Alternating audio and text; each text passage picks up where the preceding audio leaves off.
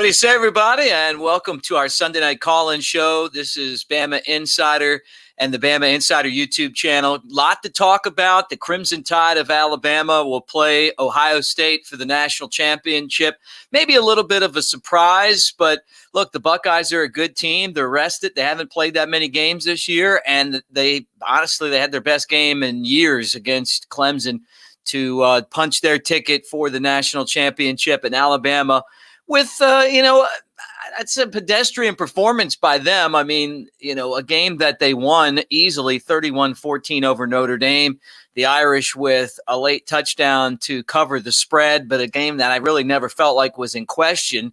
So it'll be Alabama and Ohio State for the first time. And for the Crimson Tide, another trip to the national championship game. This is 6 out of the last 7 that they've played for the title. So pretty exciting stuff. Great to have you guys here on Bama Insider. And let me just thank you first off for taking your time. Happy New Year, January 3rd, 2021, if you can believe that. So here we are, one football game remaining, and it's going to be Alabama against Ohio State. That's the first thing. The second thing is subscribe to our channel, the Bama Insider YouTube channel. We have had growth like you would not believe. Kyle Henderson, Andrew Bone, Tony Sukalis, the rest of our crew have worked really hard to build this page up and to build the brand. You can go to BamaInsider.com to find out the latest news on the Crimson Tide, the search for an offensive coordinator, which I'm going to get into a lot tonight, and recruiting as well. It doesn't get any better than Bama Insider. And I'm Mick Gillespie,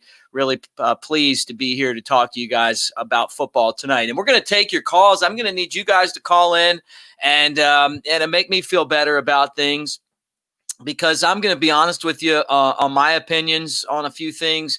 And then we're going to get right into this conversation. It was announced yesterday that Steve Sarkisian was leaving Alabama at the conclusion of the season to become the head coach of the Texas Longhorns. That's a really good job. Congratulations to him. He's definitely worth it. I mean, Texas hasn't had that much success. They've beaten Oklahoma once in the last 5 games under Tom Herman. I didn't feel like they had a lot of momentum. Alabama went into the state of Texas and cleaned up on recruits, including the Brockameyers, who are Texas legacies. They're both a 4- and 5-star brother combo. Twin brothers are going to be with Alabama this year. Then they went in and got Kamar Wheaton. They snagged him away from Oklahoma. There's a bundle of guys, some receivers, just a lot of playmakers that did not stick in the state of Texas. And I'm guessing that that's one of the reasons why you get rid of Tom Herman. I mean, if you can't recruit, you're not going to win, and that is a blue blood program as far as college football is concerned. Now, where my concern is, and I do want to hear from you guys as the phone lines are open at 205-850-0883, is the timing of this. I'm not a fan of the timing of this. As a matter of fact, I'm sick of the timing of this. When Lane Kiffin took the job at Florida Atlantic, Alabama beat Washington and then lost to Clemson in Tampa. That was a game that Alabama could have easily won. 2016. This really was the 2017 game. And you could tell that Lane Kiffin's a mastermind of offense, but he was a distraction behind the scene. He's running around recruiting. He's running around building a staff, allegedly, according to reports. And what we know is that Nick Saban got rid of him. And that hardly ever happens with Nick Saban. And it really cost Alabama. So it must have been a big distraction. But the one thing that was similar to his exit and what we saw against Notre Dame is you watched the game, in my opinion, and you felt like, hey, Alabama should have hammered Washington in that playoff game. They didn't look good. There's something just didn't look right. I felt like that with this offense after, halfway through the second quarter against Notre Dame. They looked lackluster. There wasn't a lot of creativity. I maybe attributed that to, look, you got the big lead. Maybe you're just trying not to make mistakes and run out the football. Now I wonder if this is, more of, you got half a game plan or something. Maybe, Sarkeesian's mind somewhere else. I don't know, but I feel like I'm fair in questioning that. And then, they lost the national championship game to Clemson again. They got their butts whooped the last time, and it was like a whole staff of guys was leaving, and it's including, what was it, Mike Loxley and this guy and that guy. I get it. Like you get other jobs and you want opportunities to move on, but at the same time, I'm telling you that it's the distraction about this that bothers me. In the NFL and in the NBA and in NFL football, Major League Baseball, NBA, you're in the championship series. Your coaches aren't taking other jobs. They're not going to coach your rivals. They're just staying put until the season's over. Then they're accepting a job. So you're telling me that Texas couldn't wait a week before they announced this? Sarkeesian couldn't wait a week until they announced this? And I want to hear what you guys think. Maybe I'm totally wrong, but I just feel like all week now we got the Steve Sarkisian victory tour. We got the victory lap. Let him run around while we should be planning for Ohio State, a team that's ready to kick Alabama's. You know what? We got Steve Sarkisian getting to tell everybody, hey, it was great to work with you. I loved it. Let me give you a hug goodbye. Look, who cares about your hug goodbye? Do that after you win the national championship game. You're paid $3 million to coach 13 games. And now we're getting what kind of an effort for the 13th game, the game that is the one that counts, the one that's going to be thought about forever in Alabama. You win the national championship when you come to Alabama. That's a successful season. Believe it or not, that's just the way it's been since I went to school there, before I went to school there, before Bear Bryant was there. I mean, like, that's just the way it is. Before Nick Saban showed up. Nick Saban is the master of all of this, but I can't stand victory laps when there's still a game to be played. I can't stand distractions because I'm just, look, I'm saucy about this. I'm saucy. I'm going to tell you that right now. I'm not happy about, if I'm an Alabama fan, if I'm in the program, about a coach taking another job when we have one more game left to play. So I'm going to hear what you guys think about it, but I'm just telling you that instead of worrying about the Heisman, which is what we should be talking about tonight, and the fact that an Alabama player is going to win that, instead of talking about Ohio State, the fact that Alabama is playing in a national championship game, thanks to Steve Sarkisian, his agent in Texas, we're going to talk about Texas and Steve Sarkisian for the next week. Okay? That's how I feel about this. So, I'm fired up tonight, and I can't wait to hear what you guys think. And I want to hear what you think. Maybe I'm wrong for looking at it this way, but I'm just irritated by it. I don't care about what your job is when you leave Alabama. That's good. I mean, look, I'm an Alabama guy. You go to Alabama, do your job there, and then when the season's over, then we'll all give you the victory lap that you want so bad. But now we get to talk about Texas for the next week. And then if Alabama loses the football game, we're going to be sitting there like we were when Clemson beat Alabama twice going, we had the better team and we didn't win. What happened? Well, what happened was we had an offensive coordinator who, instead of putting a game plan together, is trying to figure out who's on his staff, who's coming with me, what players that they're going to go out and recruit. That's what I think. That's the way I feel. I appreciate the super chats. Let me throw this up here real quick. And all you guys that are waiting, I'm about to answer the phones here in a second. But great super chat right there, Mr. Hines. Thank you. And I'm glad that you feel like 90% like I do. Maybe I'm wrong. And what I want is for you guys to tell me that I'm wrong about this. I want you to convince me that Steve Sarkisian's victory lap really isn't a victory lap. Mick, this is the argument I want. Okay, you know what? He got his job. He's just going to do his thing on Saturday when he accepted the job, and then we're going to focus on taking care of business, like Elvis Presley used to say, TCB, right? Taking care of business. I hope that's the case. I just don't think that's the case. We've seen this in the past, and I don't think that's the case. So I don't know. So you guys convinced me of that.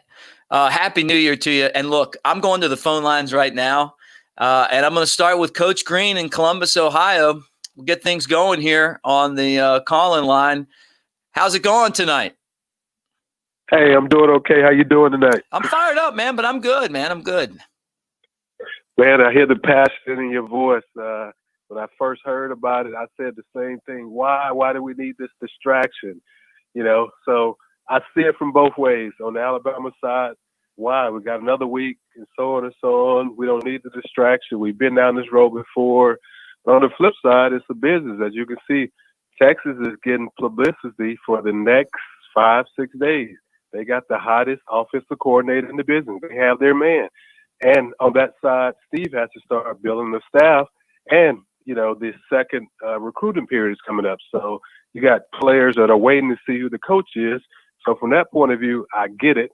But as an Alabama fan, obviously I don't like it. So I'm with you, but I see the flip side of it. These kids got these national letters of intent. They're trying to decide what school they're going to decide on. And, the coaching carousel is kind of moving around. These coaches are flipping jobs and things like that. So there's a lot of moving parts on both ends for the kids and the coaches. So I see it from that point of view. It's just a big old business. Yeah, and look, I agree with that. I mean, and I think we've all tried to take other jobs. I mean, it's just the way that it is. And I don't even think Nick Saban really has a problem with anyone up. This is a Texas head coaching job is a better job than Alabama's offensive coordinator. But the thing that bugs me, it's twofold. And as you know, and you're right, it is a business, and I get that part of it. Look, Texas is going to try to capitalize on Alabama being in the national championship game. That bothers me. It bothers me that the last couple of times that we've had this with the offensive coaches, we've lost. And when it seems like when the defensive guys have left, we've won anyway, right? Kirby left with an Alabama ring, and so did Jeremy Pruitt, But it's been the offensive side of the ball. Maybe it's just a tougher business. Maybe it's just luck. Maybe I'm totally wrong. I just feel like when you lose your offensive coordinator, look at the game between Ohio State and Clemson. Clemson didn't have their offensive coordinator. He had COVID, so he couldn't go. And it really felt like something wasn't quite there without Tony Elliott being there, right? So now, and then the other part of this too is that we're looking for an offensive coordinator. We're talking about Steve Sarkisian instead of being focused on a really, really tough and talented Ohio State team. Well, the coaches, they rely on say it's not a distraction because you can't focus on the game plan while you have another job. There's so many things pulling your way. You're excited with people congratulating you. You're thinking about your staff and things like that. So that's the part that I hate. And on the flip side, I'll give you guys a little history lesson. 4 years ago, Ohio State and Bama was in the national championship when Ohio State beat Alabama. Guess who was Ohio State offensive coordinator? Tom Herman. After that game, he was announced as Texas coach. Maybe after the game or right before the game. And as soon as the game was over, he had his hook 'em horns up, and Texas getting all the publicity. So these moves seems kind of calculated for the University of Texas, during this national championship because they've done this before. So yeah, I'm not a fan of it, but I get it and I understand it. So that's where I'm at with it. Yeah, well, and you bring up some good points too. The other part of this, though, is and you mentioned that it was after the game that they announced that that their coach was leaving. I wouldn't have a problem with that. Sure. I'm not sure if it was before or after, but I know it may have been after because LSU was in the running for a coach, and Tom Herman that week was getting quizzed about the job openings. I think it was announced, and reports was coming out that he was being the coach, but it wasn't official until it came out. But there was a lot of pressure for him to decide on what job it was, because there was an announcement that he was going to be the LSU coach, and he denied it. That's right. Right at I remember that. Do you remember that? Yeah, I do. What did you think about Alabama's offensive performance against Notre Dame? Well, obviously, not Alabama, but Notre Dame had a game plan. They sat on the ball. Notre Dame was physical at their point of attack. I didn't see the explosiveness that you continuously, with Alabama, but, it's a playoff game, so the strategy was a little bit different. Obviously, I'm worried about Ohio State with Sark having all these other, outside motives, and Ohio State looked really, really good. And Bama, haven't done well in the past with, dual threat quarterbacks, obviously that can run, pass, and throw. So there's some concerns for me. I mean, I'm believing that we can win it, but we need total focus this week. You know, the game plan defensively, offensively. So this is definitely a distraction. I understand why Nick, you know, let Lane go. If you can't balance that, you know, I've been a coach before, never been in those type of situations, but if you can't balance that, you know, it rubs off. People can see that. You can smell it from a mile away because your phone is buzzing, and you know people are hitting you up. It's probably nuts for Steve, you know. And you know everyone speaks highly of him, and I'm pretty sure he's a level-headed guy. But you know, it's something you can't avoid when you get a new job. People are contacting you. Obviously, Texas is a great job, and I'm worried about our assistants because, you know, he brought the offensive line coach with him from Atlanta Falcons, so he could be leaving. And, you know, we got a couple guys from Texas. The Carl Scott is from Texas area, you know, so those are some concerns, you know, going forward. Obviously, you know, Nick always kind of upgrade and do a great job of bringing in people, but, you know, I like continuity. I like, you know, the consistency with the staff and things like that, but I think we're about to see some dominoes fall when Steve moves on and probably some staff breaks up. Yeah. You bring up some great points. Anything else before we move on to the next caller? No, roll tide, guys, and you know, guys, hope you guys had a great New Year. Hey, thank you so much. Great call, Coach Green, Columbus, Ohio. So he knows about the Buckeyes. Alabama has their work cut out for them. We're going right back to the phone lines, 205-850-0883.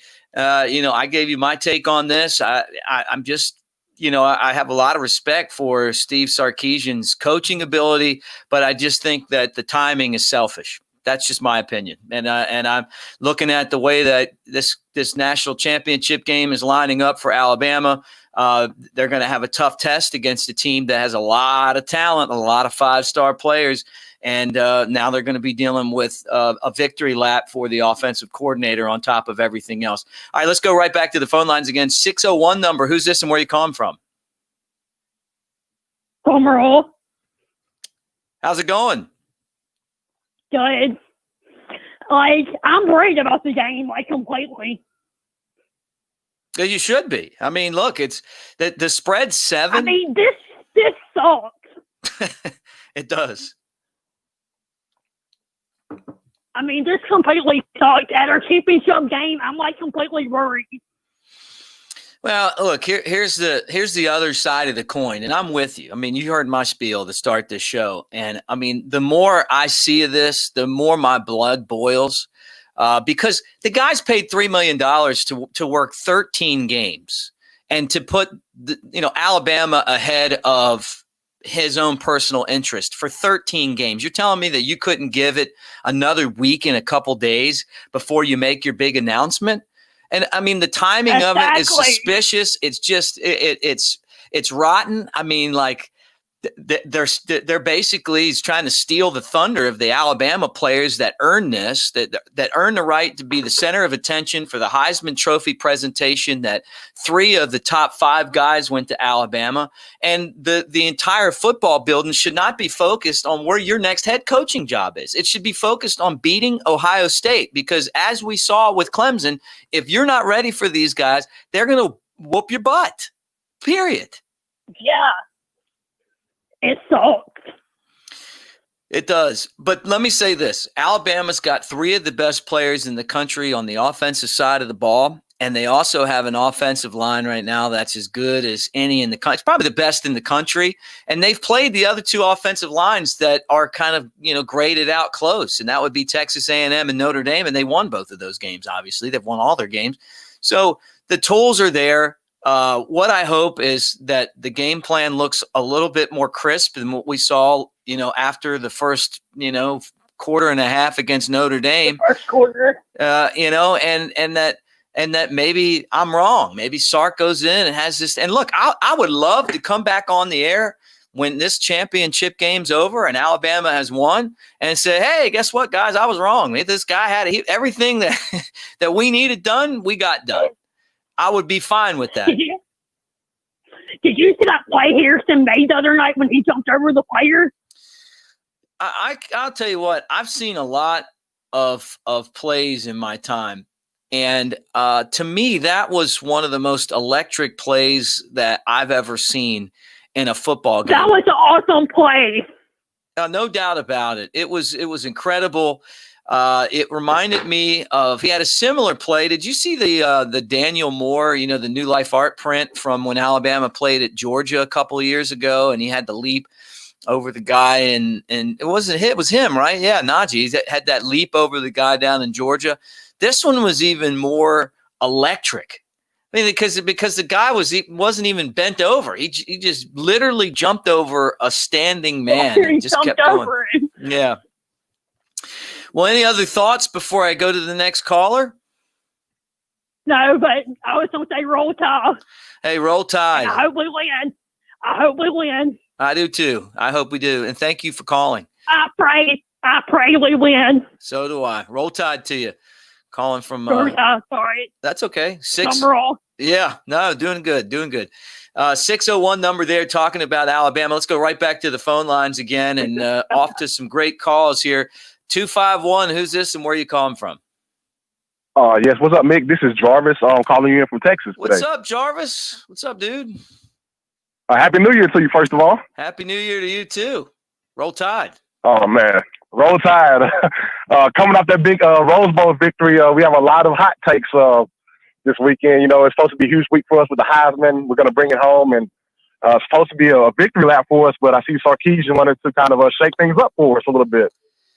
Yeah, I mean, and you heard my take. I mean, maybe I'm wrong, Coach Green calling from Columbus, Ohio, say, hey, look, it's a business. And I agree that it's a business. And I respect that. I'm not saying don't take the job. I'm just saying, like, why not wait until we get, the team that paid you $3 million to be an assistant coach finishes their season up before you start making it about you. I mean, is that a fair assessment by me? No, I couldn't agree any more with you. And I do like the fire and passion you started to show off with. I mean, you talk about a curveball. We're sitting here, getting ready for Ohio State, and then we hear this, and it sucks all the wind out of the championship game, unfortunately. I will say that the only blessing I can see out of this whole situation is the fact that Nick Saban may be coaching longer than we thought, because I'm pretty sure Steve asked him how long he planned to keep coaching. So that could be a sign that Saban will be here for a while. So if there is a positive, that could be one to take from that situation. And Jarvis, I've heard that too. I mean, not just from assumptions, but from sources that I have, that I don't know that conversation necessarily happened, but what I was told is if Sark takes another job, then that's a sign that Nick Saban's in for the long haul. And I love that. I mean, I love it. I love the fact that Nick Saban I'll take Nick Saban over Steve Sarkisian as head coach every day of the week and an extra day, 8 days a week, like the Beatles used to sing about. I'm fine with that. But what the only thing I don't like is just the timing of this. I don't like stealing the thunder away from the program and the players. I can't stand it when you work with someone, they get another job, and then they show up, and for those 2 weeks that they have before they leave, it's all about them. I mean, I just didn't like that, and I just feel like it's selfish. I mean, that's just my gut feeling. Like, and he's worried about helping Texas. I mean, let's talk about when Kirby was there. Did he take pictures of the recruiting board and take him with him and use those to recruit against Alabama? I heard he did. I don't know if he did. I heard he did. We still won the national championship, so I'm not as salty about him as I am Lane Kiffin. I have so much respect and really I think Lane Kiffin's the best offensive mind in college football. But when he got his job, all of a sudden, I mean, it was all about him. And obviously there was a move made to get rid of him, which something never happens with Nick. He never gets rid of a coach, but he got rid of Lane Kiffin. And then Alabama lost that game against Clemson the first time we lost to them. And I was there for that one. Alabama was the better team, and they just didn't win, and I'm not blaming Sark, who kind of had to stand in for Kiffin. It's just there's a continuity that you have to have, and you try to limit distractions. It's hard to do that when, your offensive coordinators all over every, site that does college football. And instead of talking about Alabama, Ohio State, or the fact that we got two guys that could be the Heisman Trophy winner, we're talking about Texas. Yeah, I couldn't agree more. And like you said, it is a selfish move. I mean, I think it was pretty dirty on the part of Texas.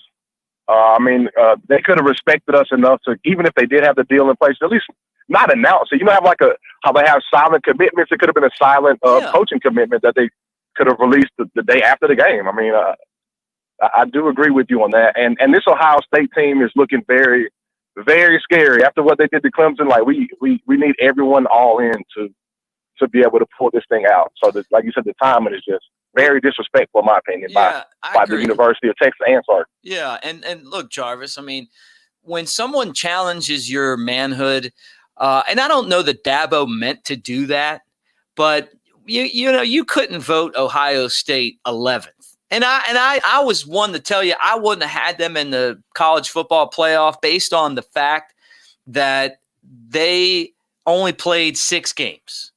But you know what? I wouldn't have moved them all the way down to 11th, right? Dabo was just, Dabo just kept going after those guys. And when their offensive coordinator got COVID and couldn't be at the game, this is the same feeling that I have about, the distraction that when you don't have your, when your coaches are taking other jobs. They just didn't look in sync. A lot of that was Ohio State was just ready for them. Ohio State made a believer out of me. And if you're Alabama, you better stay focused, or you could be the next team that gets smacked around like Clemson did.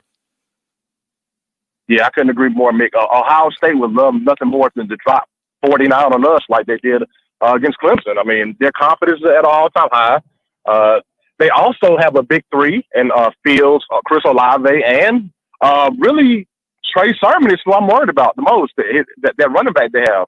I mean, he's a Najee Harris type of runner. He runs downhill, and that's what I'm worried about too. But defense had trouble stopping the run game. So they match up with us in a lot more ways than what people think, and it's really going to come down to our defense. I mean, I'm not worried about our offense, but I think our defense is going to be tested like no other. They're going to throw everything at us in the playbook. The tight ends, the running backs, everything. So if Pete Golding is what I'm really going to be looking at, the defensive line in this game, how much pressure can we get on Fields, and the secondary, how well we hold up in the back end. I think that's going to be the main part, because our offense will be fine against anyone in the country. Well, I'll say this too, Jarvis, is that the team that's the most prepared is going to have the best chance to win. And so for Alabama, they don't have time for distractions. Like I said, like figuring out who's going to be the offensive line coach in Texas. They need to be worried about, going through this film, figuring out what Ohio State's going to try to do to them, how they can counter that, and be 110% prepared for this game. And if they are, they're going to win. If Alabama's prepared, they're going to win. That's true. And I know you have some more calls waiting, so I really have 2 more points I just want to touch on, and I'll let you get back to the phone. Yeah, go ahead. And the first one is just that the best thing Ohio State did was put on that display against Clemson, because that let us see exactly what they're capable of and how they're coming. So I feel like we were kind of vanilla, maybe to hide some stuff from Ohio State, maybe not to show the whole playbook. Maybe we knew we were going to run over Notre Dame, so why not? Why show everything if you don't have to? So, I mean, that is a different angle, but the best thing Sarkeesian can do is call the best game of his life to make up for the championship that we lost with him, and to kind of make the taste not be as sour. So if we can put up 49-50 on Ohio State and get the win, nobody will even blink twice about a Sark at the end of the day. Yeah. Well, that's a great point. I agree. Look, he wins the national championship, I'll spend the whole show talking about how much I love the guy. I want to see number 18. Yes, I'm ready for it. These are hard to get to. I know Alabama's been in a bunch of them lately, but they're hard to get to. And this is really the toughest matchup. This is the toughest matchup we've had in a long time. I mean, this is going to be like Florida. This is going to be worse than Florida SEC championship game, because Ohio State has way better athletes than Florida. So I don't want anybody to overlook Ohio State, but I think it's gonna be a dogfight. But I think we should still pull out the win. But Happy New Year to you, Mick. Roll Tide, and I'm curious to see how things continue to play out. Yeah. Well, thanks for the call, Jarvis. Awesome job, man. And call back next time. All right. Appreciate it. And Happy New Year to you. Thanks. Yeah, great call there from Jarvis. Love talking to you guys. Going right back to the phones. But first, let me kick up this super chat. And for anyone that super chats, know that the start 2021, I love you because I love a super chat. All right. 2 a.m. views. It says, what's your opinion on Waddle back for the championship game? I think there's a chance he's coming back. I think it's a good chance. If he can do it and there's no setbacks, I think that he'll be there. And honestly, I hope he comes back because it would be great to have Jalen Waddle take away the thunder of this whole Steve Sarkisian story. And who knows, maybe the Heisman will do that for Alabama if one of their players wins or if one of their players loses. But, right now the focus seems to be on Steve Sarkisian and not Alabama. I have a feeling that Waddle's going to be back. I saw him before the game on the field doing some drills, catching some balls. He wants to play, I'm sure, and it would be great for Alabama to have him. All right, let's go right back to the phones again. Great to have you on the Bama Insider and our YouTube channel, 706. Who's this? Where you calling from? Yo, what's going on, Mick? It's Senator Hines from Phoenix City, Alabama, man. What's going on? What's up? Roll Tide. How you doing tonight? Roll Tide, brother. I'm good, man. And I've been listening to the calls, man, and I heard your opening statement, man. And I'm telling you, bro, like I said in the super chat, I agree with you about 90%. I think what makes this different from when Lane Kiffin left is the nature of how it happened. When Lane Kiffin was leaving, when the speculation started, Nick Saban had already started to address the media on it. The media didn't bring it to Saban. Saban took it to the media. And he came out and said, Lane, he's voiced that he wants to explore options. He hasn't made a decision. And everybody kind of felt from that statement from Saban, like, okay, Lane's about to be out of here. Like, he's not going to, he's going to coach the last game and then he's out of here. Saban's not going to try to keep him, but then come a day later, Kiffin's not going to coach, Mm-hmm. So this time around, I feel like the way it's being handled is Texas probably took the shot to release the news, but I feel like Saban knew that Sark had aspirations to shop, after this season.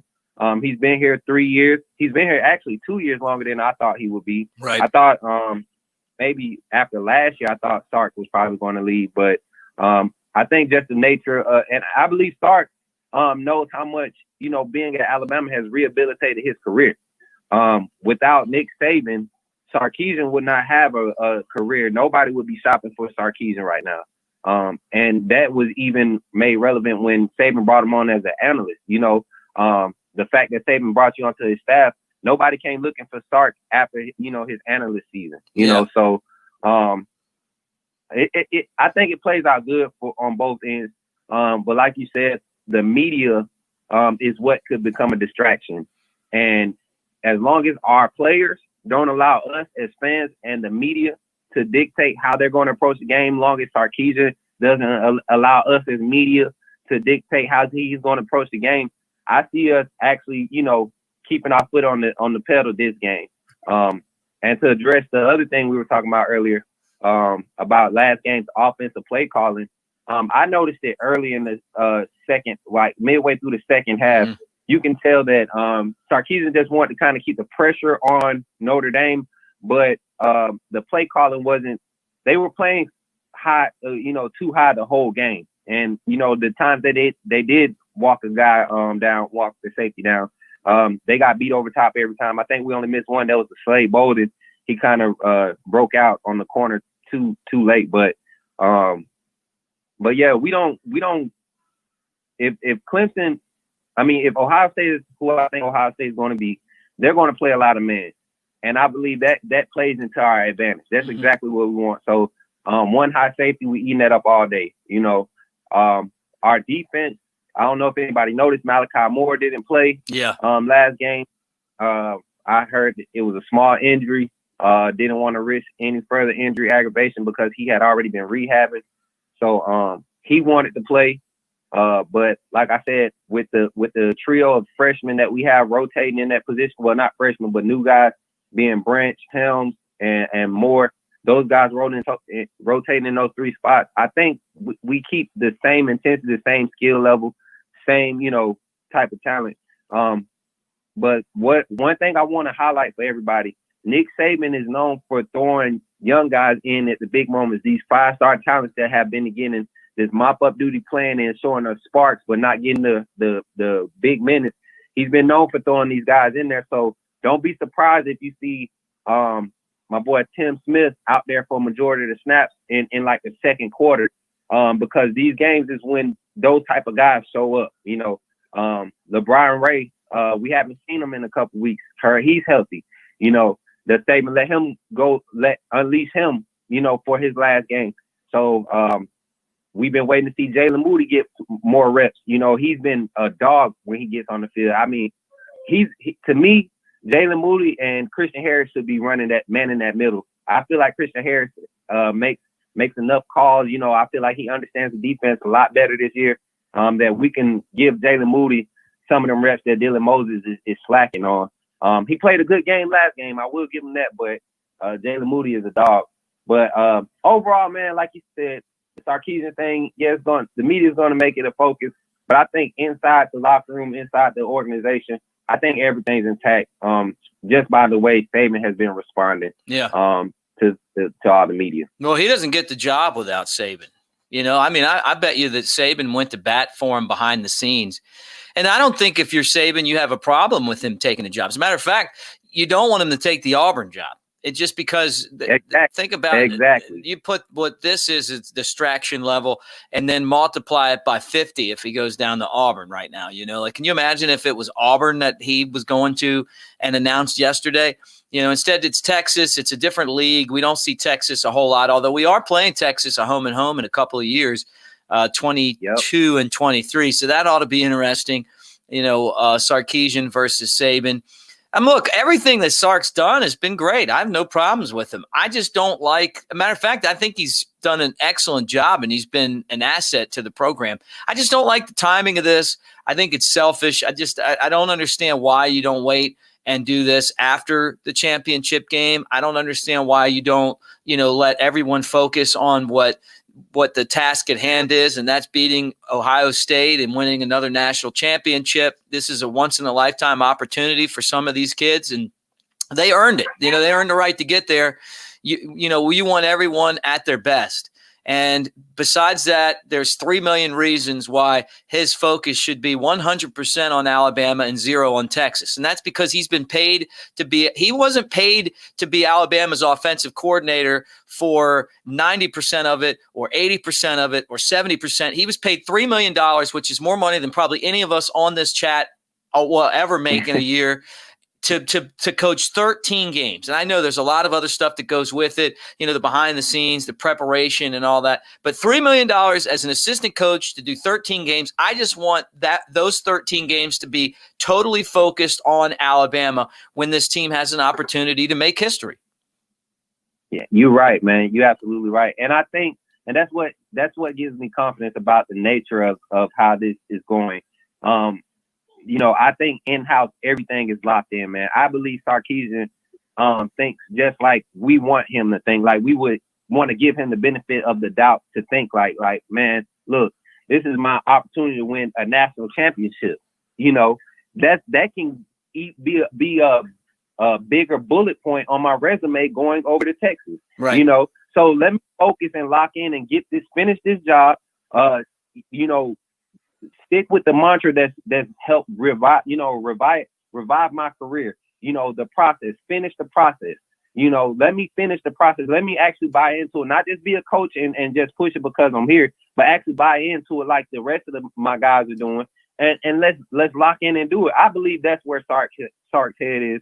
I can just about bet that they've already had a team meeting, and this is what we're discussing is being discussed now, right. Amongst, or has already been discussed before the practice that started this week, So, like I said, man, I have total faith in what Saban has done.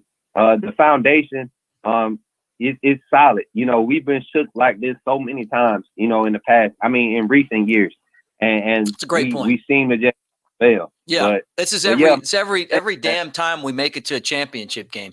You know, like before the game comes, the coach is going to Tennessee or going to Georgia or going to Florida Atlantic or going here or going there, you know, and some years it's like half the staff's leaving, you know, and, you know, that's so if there's any program that can deal with this, it's Alabama because they've just been through it so much. And that's a really great point. Did you have anything else before we get to the next caller?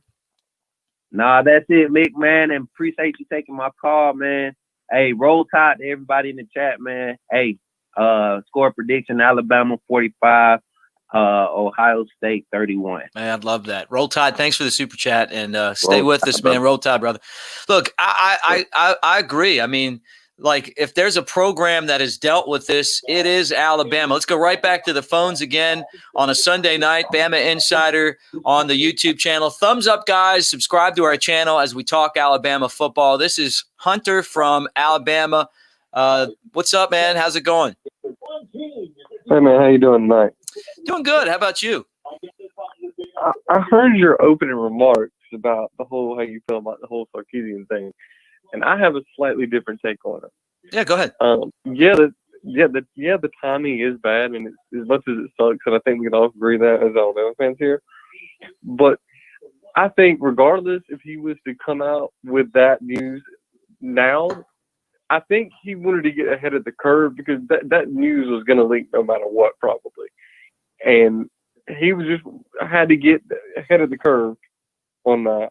And I don't think it was necessarily him being selfish and doing it that way. I think he was just trying to get ahead of the curve before the news got out, you know, the wrong way via the media, you know, more.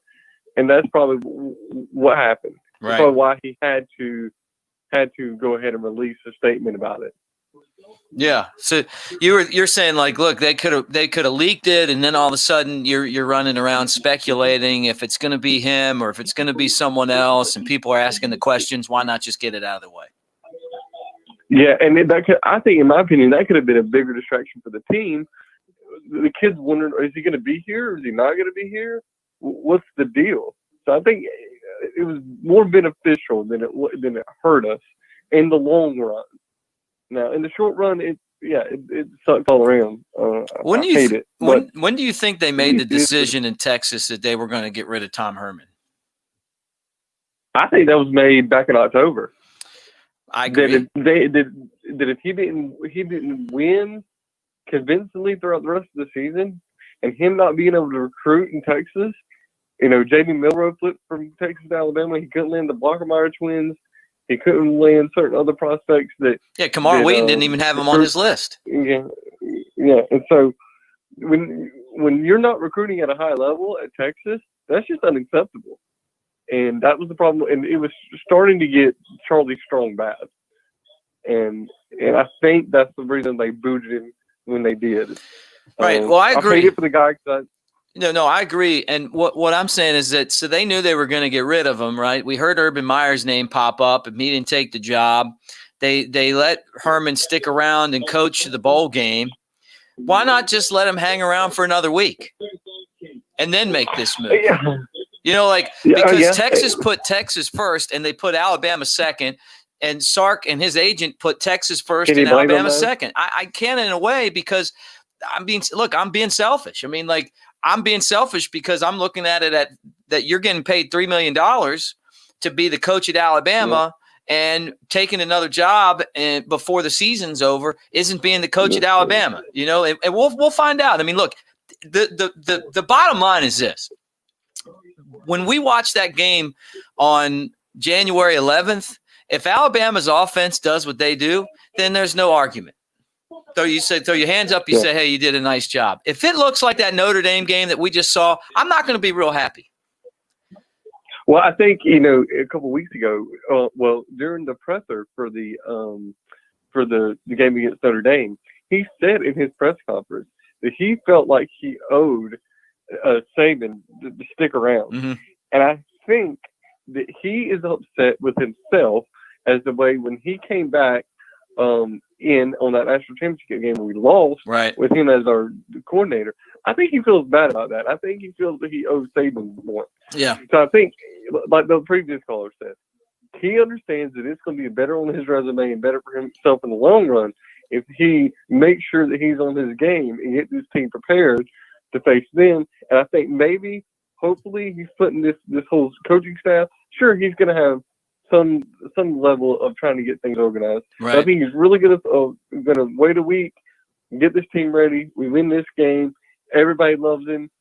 Coach Saban can walk away and say, hey, congratulations, man. Thank you for what you did for our team. Thank you for what you did, for our kids. And we just part ways, in a mutual way. Yeah. And I hope that's what happens. I mean, because look, if he wins, I'll be the guy. We'll walk him off the field on my shoulders like they carried Bear Bryant off after his last game. I'll be the guy. As heavy as Sark is, I'll carry him right off the field. So this all can be solved with a win over Ohio State in an 18th national championship. Yeah, I got one more point. Yeah. As the who's going to replace him. As crazy as it sounds, why not go out to Herman? He was a great offensive coordinator. I mean, it's crazy as it sounds, but he was a really good coordinator. And I think, that's probably not going to happen. But why not? Why not give it a shot? Well, he's one of the names that, if you have a subscription to Bama Insider, Kyle posted some of the names, and you saw it. One of the first names he put on there was Tom Herman. I mean, you talk about a great coordinator, someone that would come in and be an impact name right away. He's got experience, obviously head coaching experience. It's not like he got totally destroyed at Texas, but he didn't win at the level that they expect, right? He didn't beat Oklahoma enough. He didn't win a championship, a Big 12 championship. He didn't win any championships, so that part of it's bad. But on the other side, I would say if you just made a straight switch, that would not be a terrible thing for Alabama. And another guy, which I think is a big stretch, and Kyle mentioned that too on Bama Insider, that about Joe Brady. I mean, it's a stretch. It's a big stretch, but that would be talking about a crazy plot twister. Because what he did for LSU and coming to Alabama, and if he wants to get back into college football and eventually one day get to that level to where teams are offering head coaching positions, that's probably a smart move. Right. Is to go, come to Alabama, learn under Saban, and stay for a few years, stick it out for at least 3 or 4 years, and then see where it goes. But I'm confident that Saban. I'm guaranteed Saban's already got who he wants. Number one on his priority list. I'm sure that he's already thought this out. He probably had inklings and they probably have conversations behind closed doors, right, about him possibly taking another job this year if it came available. And Saban is always thinking 2 steps ahead of everybody else. Yeah, and that's why I think we're going to win this game. Yeah, I think Joe Brady. I mean, just hold your thoughts on the game real quick. I want to comment on your offensive coordinators. Joe Brady could be the head coach at LSU right now. If I was LSU, I would just go ahead and get rid of the guy that they got now, who to me is kind of a clown type guy, and I'd go hire Joe Brady. I know he's young and he's still learning, and he's still got some maybe some things to figure out, but the guy's a genius. I mean, he's special. I don't think there's any chance he's leaving to come to Alabama to be the offensive coordinator. I mean, he won the national championship last year with LSU. If he knows anything about college football, if you go from LSU to Alabama, it's a huge upgrade, but at the same time, there's an entire state that looks like a boot that hates you. So they hate you for life. Can you imagine the backlash that he would get for going to Alabama like Nick Saban? So I saw that was on the list. I just totally disagree with it. I think there's a lot of other coordinators who are at other programs that have Alabama ties, experience working under Nick Saban, that are, names to keep an eye on. Maybe even Bill O'Brien. Like I heard he was in town. I don't know if that's true or not. I don't know how quickly Nick Saban starts bringing people in. Tom Herman makes sense. there's a list of guys who you kind of look at and say, hey, this guy, maybe Nick Saban feels comfortable with him. And then there's those guys who have the head coaching experience. What about Butch Jones? If Butch Jones hadn't have taken that job at Arkansas State, he'd be the easy fit for this job. You slide him right in. Nick Saban loves him. He's organized. He's a very good compliment to Nick Saban, but that's not going to happen now. So, ironically. So, I don't think it's going to be Joe Brady. I'm sure Alabama would love to get Joe Brady. But I think when we see Joe Brady again, he's going to be the head coach at LSU, because I think they know, just like we know, that this guy is basically being groomed right now in the NFL to come back and take over that LSU program. And I see it could be sooner than later, because I'm just not a big believer in Ed Orgeron. Yeah, I think you're right. And one more quick point about what I was saying about the game. I think because I think Nick Saban he's such a good game planner, and he's such a good at figuring out what teams don't do very well. And I think, like the previous caller mentioned too, is that we need to show our full arsenal of what we could, what tricks Sarkeesian has up his sleeve. And I think I think we're just going to lay all the cards out on the table and go, okay, if you're going to beat us, you're going to beat us, but you're going to have to beat us. You're really going to have to beat us.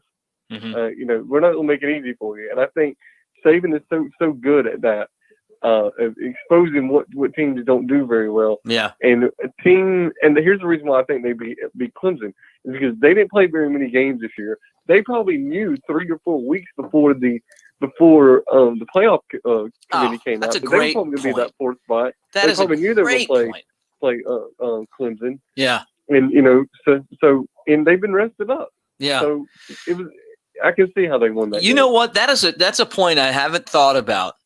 But the fact that they were sitting around not doing anything, I mean, they could have been game planning for Alabama and Clemson for weeks. Everybody else is playing football, and Ohio State's just kind of sitting around the table, and they were prepared. I mean, like, even Justin Fields said he's never been more prepared for a game, and obviously, a lot of it had to do with the way things went last year. I thought Ohio State was robbed against Clemson last year. I thought that personal foul penalty was BS.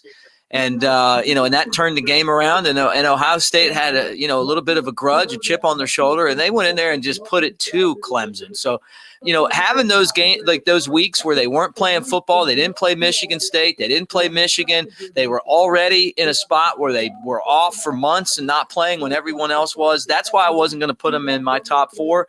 But talent-wise, I knew they were good, and they proved it. And so, on the other side of the coin, Alabama didn't get banged up nearly as bad as Ohio State did against Clemson. That was a physical football game that those two played.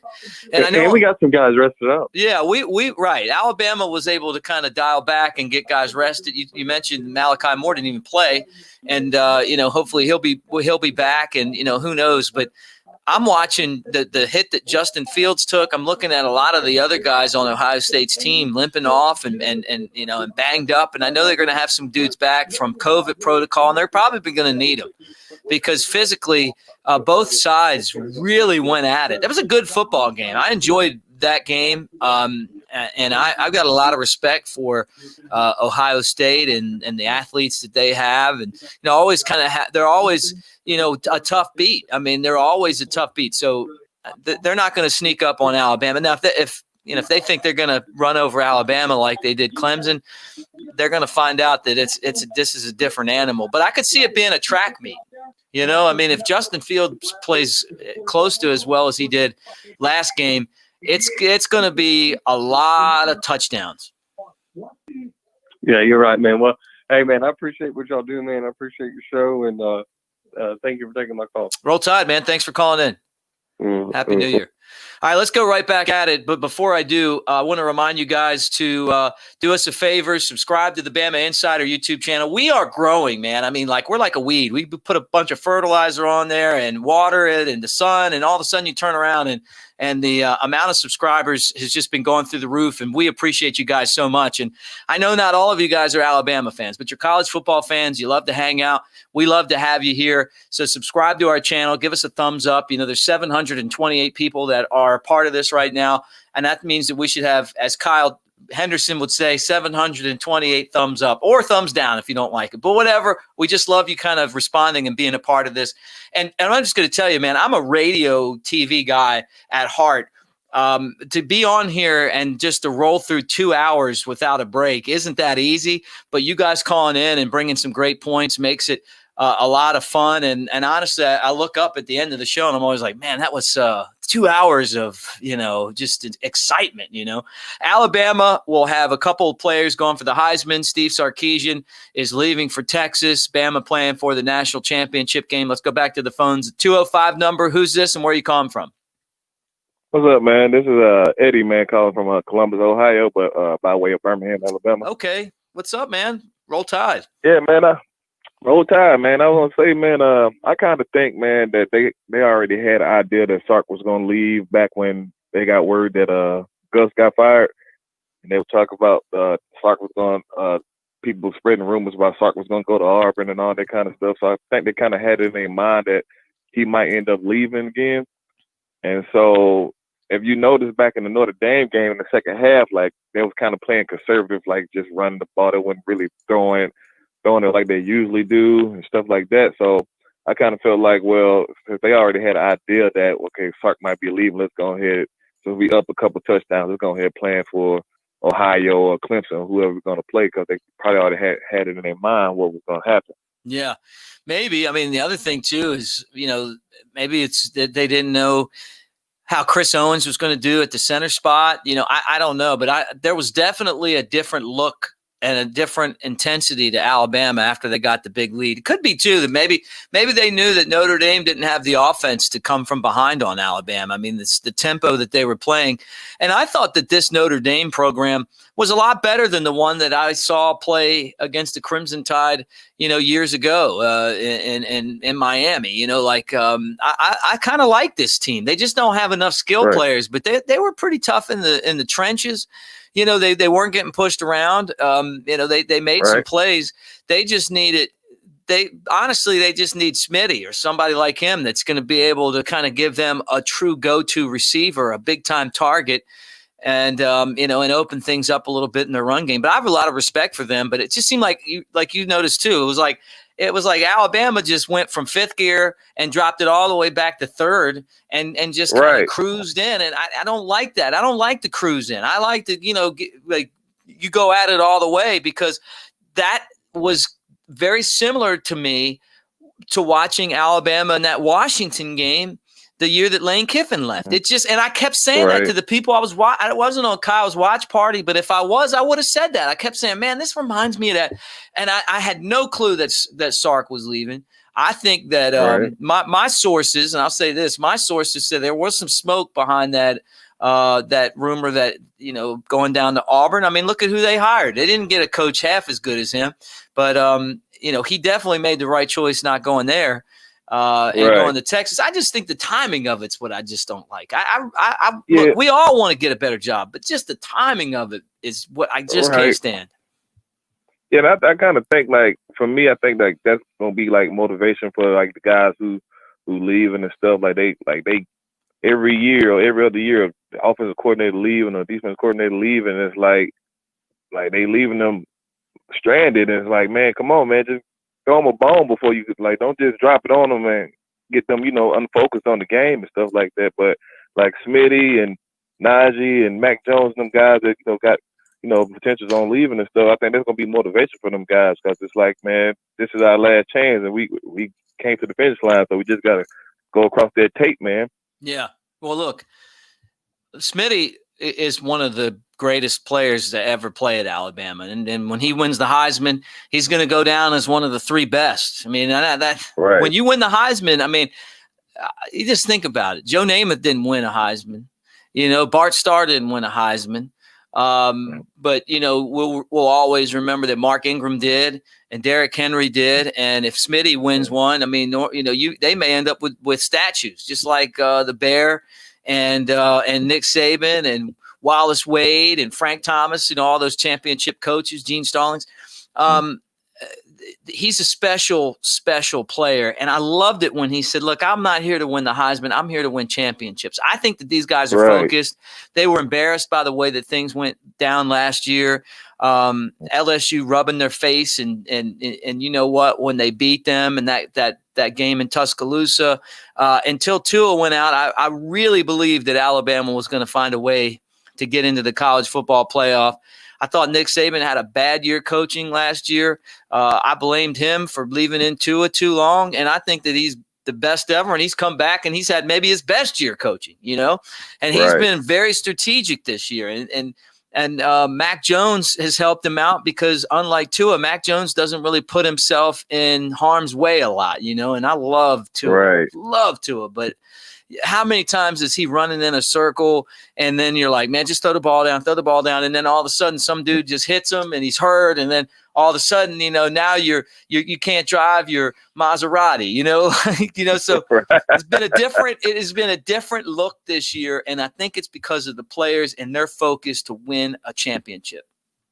Right. And it's like another thing about being up here in Ohio, I hear all kind of flack about, you know, oh yeah, we beat y'all before, we can do it again. And it's like, man, I really believe, man, even all this stuff going on with Sark and, you know, how good Ohio looked against Clemson, I think Alabama a little more hungrier than Ohio State, simply because of they had to go through an all SEC schedule and had been battled and bruised and losing players. And it's like, man, I think they wanted a little more, and that's going to be the edge over Ohio State, because I think Ohio State used all their energy on getting their revenge against Clemson for them beating all them times. It's like they so caught up in, like, Justin Fields can say, you know, humble, overhyped stuff all he wants to, but I think, you know, he on a pedestal right now. Yeah. And so I think he's really not.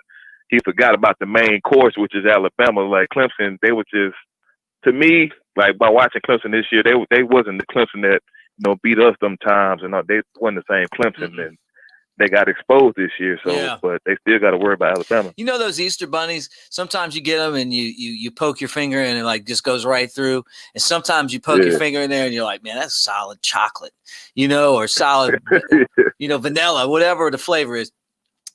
That's Clemson this year.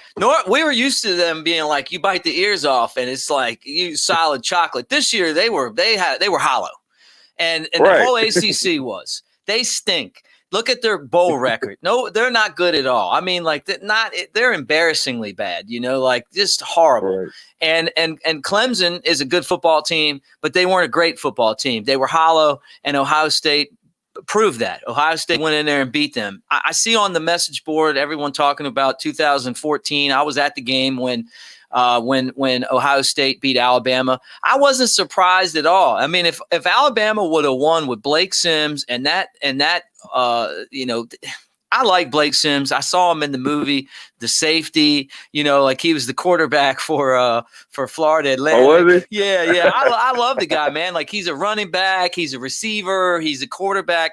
Lane Kiffin proved that season to me that's why when I say to you guys that Lane Kiffin is the greatest offensive mind in college football, that's the season that proved it to me. Because I thought Blake Sims was about as mediocre of a quarterback as that you're ever going to see at Alabama. But you know what? They still won the SEC. And they only lost that game by 7, right? The entire season I kept wondering, like, you know, when is someone gonna hem him in and keep him in the pocket and make him throw? And that's what Ohio State did. And even with Zeke Elliott and, you know, and Alabama not being as good as I thought that – good enough to win a national championship, I was never high on that team until Reggie Ragland got hurt. It was a back and forth game. And, you know, Alabama had that really bad secondary. You remember, like the quarterback for Ohio State would just roll out and throw it downfield and no one could do anything about it. We didn't have Patrick Surtain. Yeah, right. Like, so, look, this is a different animal. The Blake Sims isn't the quarterback, and I'm no offense to Blake, but you know, Mac Jones is going to be either the Heisman Trophy winner or come in second, right? He is putting up numbers that no one else has touched. This guy is the way that he leads this offense. We didn't have Najee Harris, Alabama's greatest running back that year. We didn't have Smitty. And look, there's a chance that Waddle comes back. We didn't have an offensive line like this. So I I wouldn't really worry. And as I look on the message board and read all that stuff about 2014, that was a really good Ohio State team, and that was a mediocre Alabama team.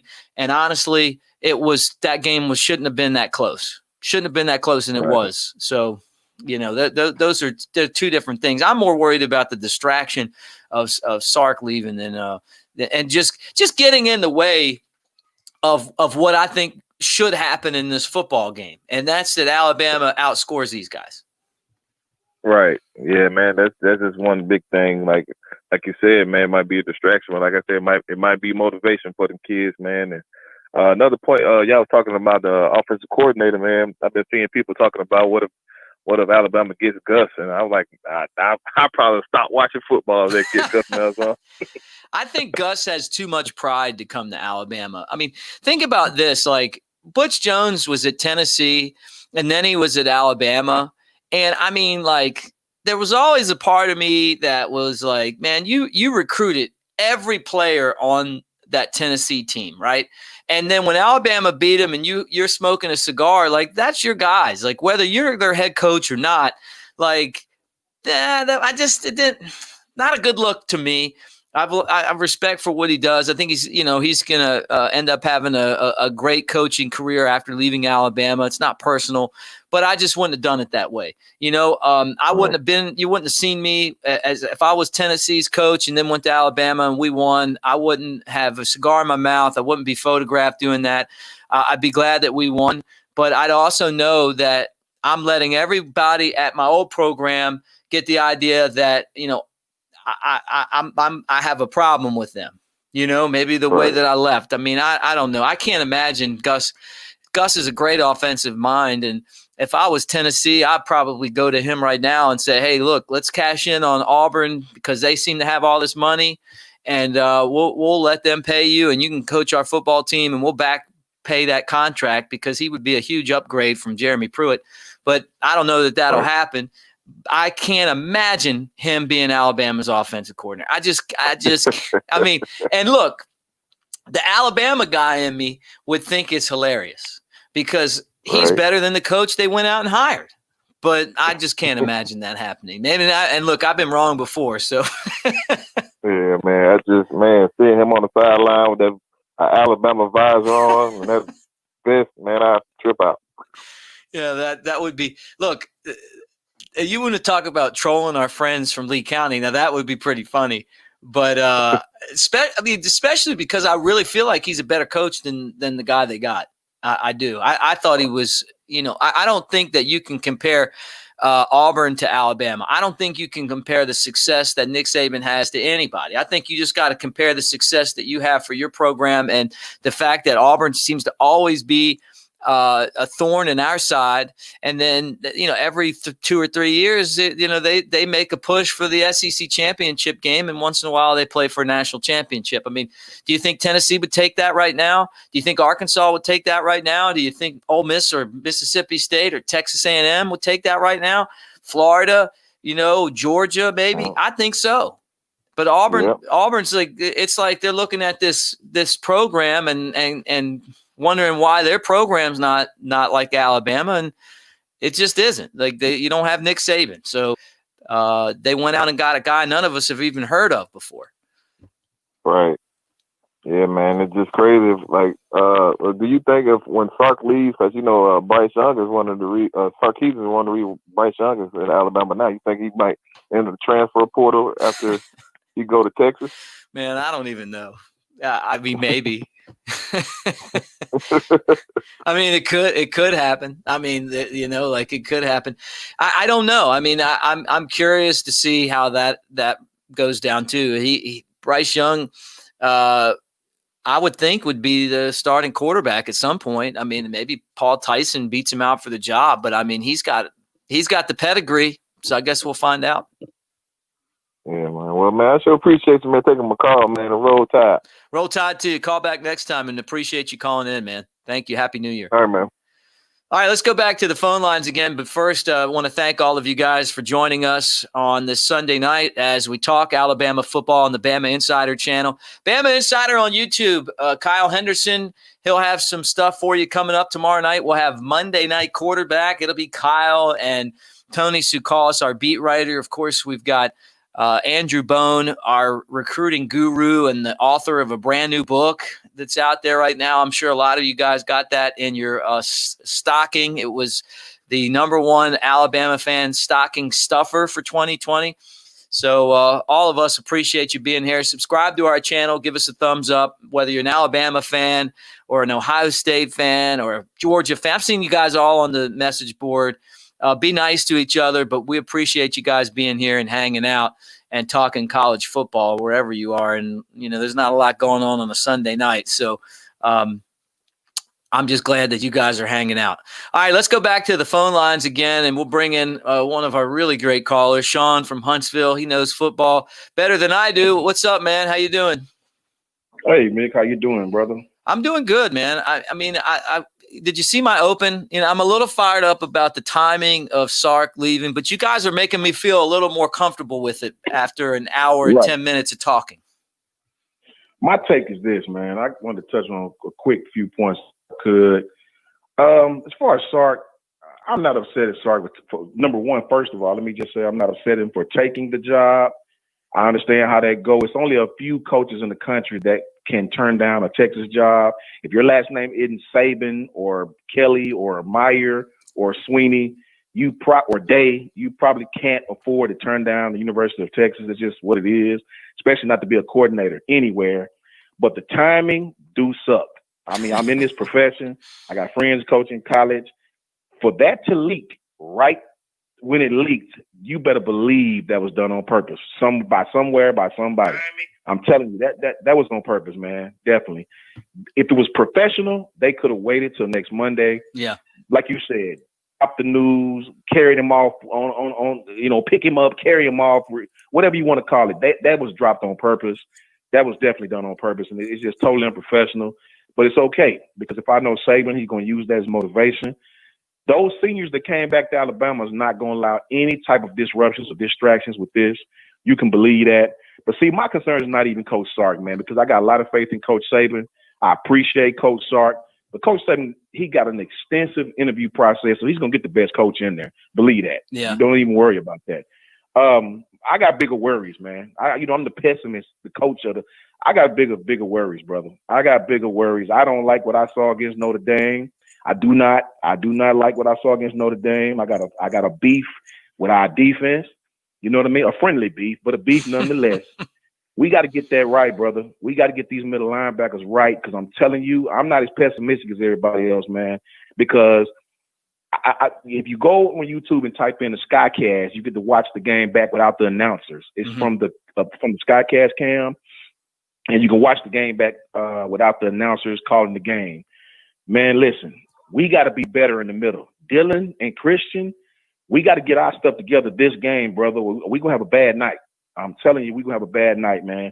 These guys, I don't know what it is. We said, I guess he's still hurt. I'm not really sure. We was talking about this a couple of shows ago. I guess at this stage of the year, Dylan is probably just not healthy. He's just probably not healthy, and I totally understand that. But I can't accept that on gap integrity, attacking the wrong gap. I can't accept that on Christian Harris. He's healthy per se more than Dylan. We attacking the wrong gaps. We're getting beat in pass coverage. Right. I said a couple of shows ago to Kyle, I said, if I'm Notre Dame, I would attack Dylan Moses. If I'm going against Alabama, I'm going to put formations on the field to where he's going to have to cover running backs out of the backfield, where he's going to have to cover tight ends in the slot. And that's exactly what they done. Dylan had like 2 or 3 holding calls. He got beat on a couple of calls. I mean, he was limping. I'm telling you guys, if I see this, do you not think Ryan Day see this? Yeah. You better believe they are going to attack the middle of Alabama's defense without a shadow of a doubt. Yeah. Notre Dame, if they had any more firepower, that game would have been a little uncomfortable. I'm telling you this.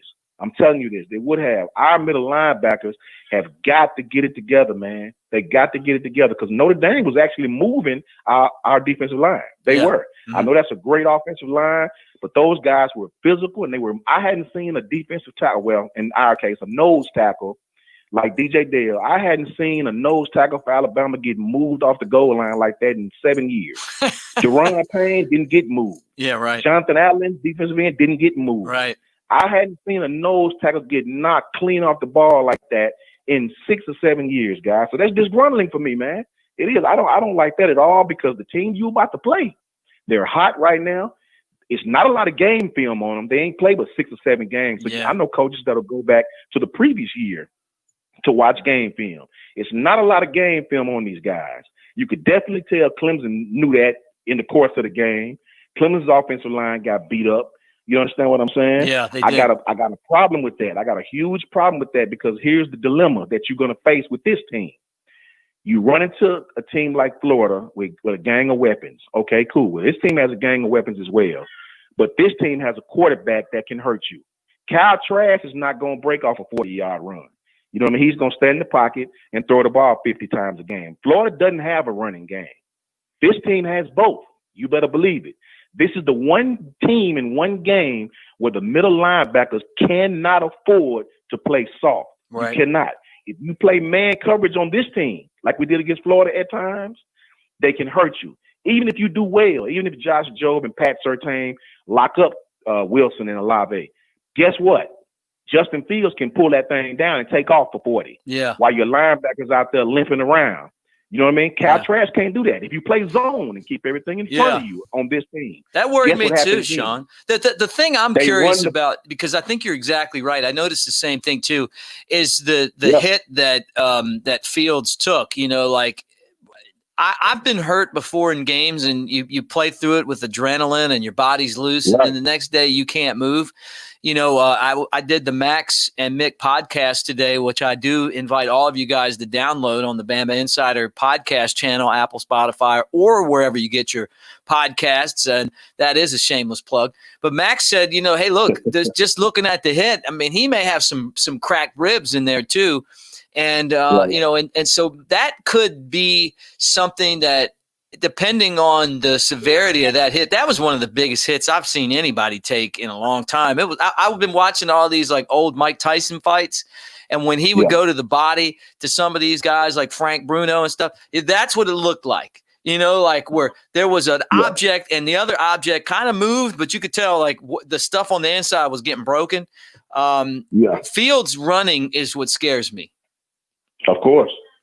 Of course, especially with the defense we play. Yeah, that's what I was saying. We go to zone like we did against Florida at times in the game.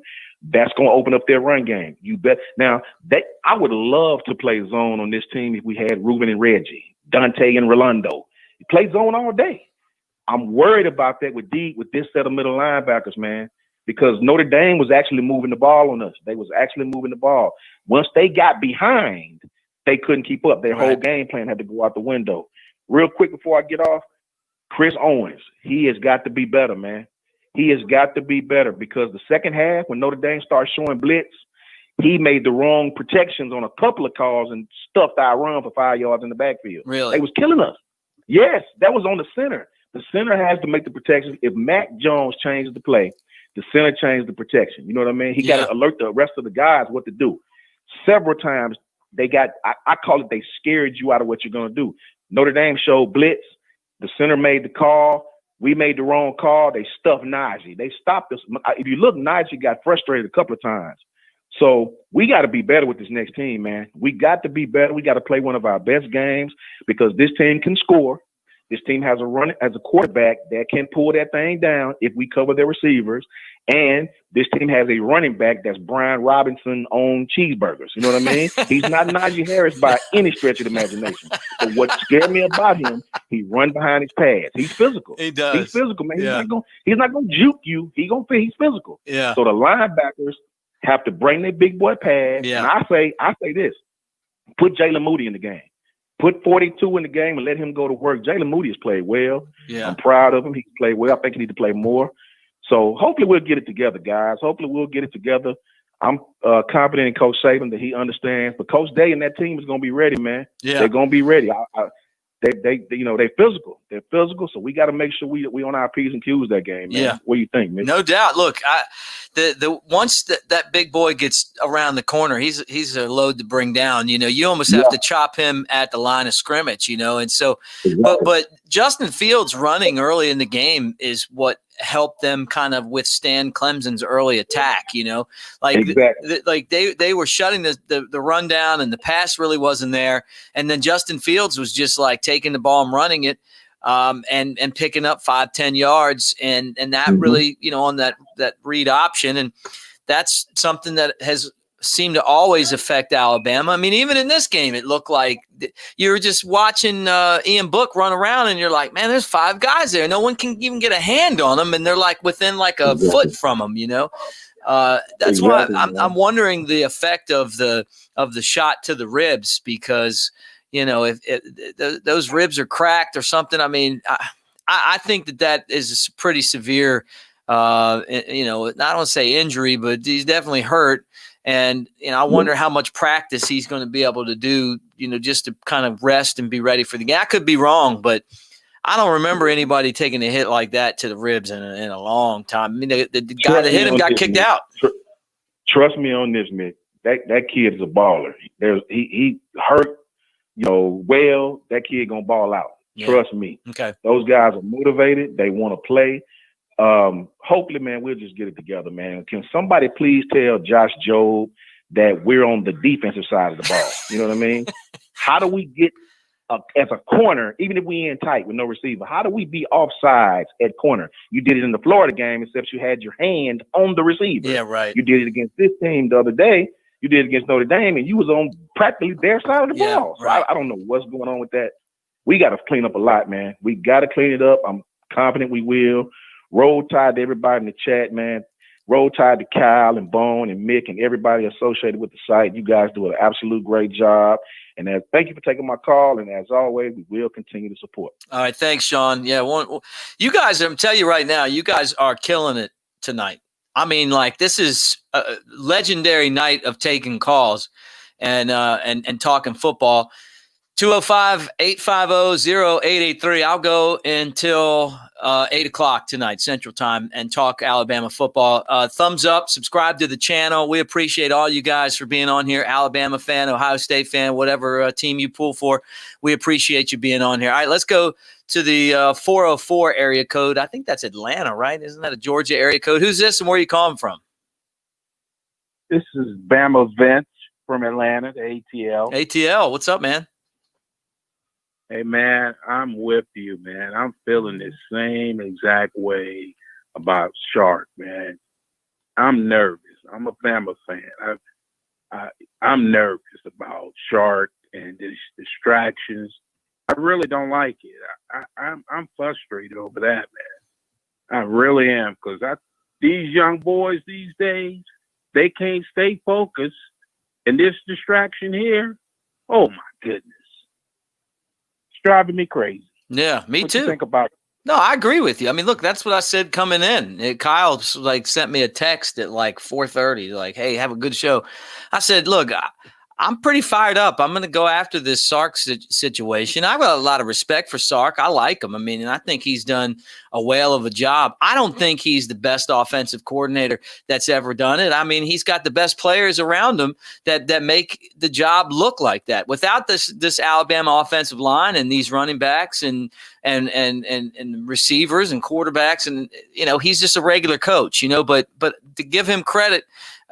He's taken all this riches of talent and he's made the most out of it. He's called up plays where he's gotten guys, open. He's done an excellent job. I mean, how many you watch Smitty's highlight reel? And it's like, how many times is he going to be wide open where no one's around him? And I give Sark all the credit on those plays, where he just saw something and he knows they're going to do this, we're going to do this, we're going to fake this, and he's going to be there. And I just don't want a distraction to take away from this national championship. Alabama could have beaten Clemson those other 2 times. because I thought the talent was there. Maybe the last one, Clemson had a great, great team that season. They had a lot of guys that went into the NFL. But there were all these other coaches going other places, and I questioned the game plan, and I just hope that's not the case this time. Yeah, and if Alabama loses this game, we would definitely be pointing at Sark. This would definitely come up. You can believe that. It won't be a doubt that it'd be on his head. This one right here would be on his head again.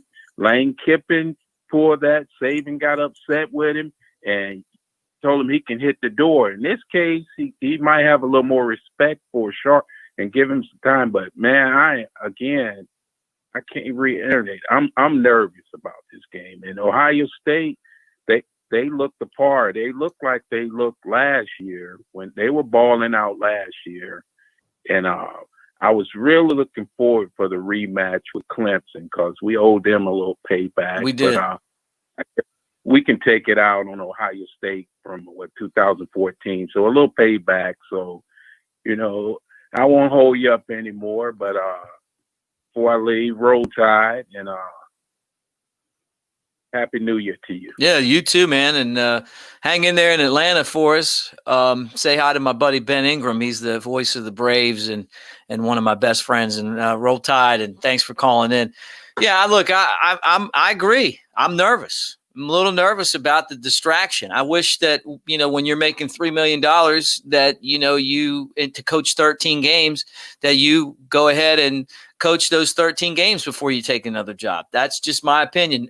Hey, guys, as you watch, appreciate you being here. Thumbs up, subscribe to the channel. We're talking Alabama football. You might want to talk about the Heisman. They're going to announce that. Smitty and Mac both have a chance to win this.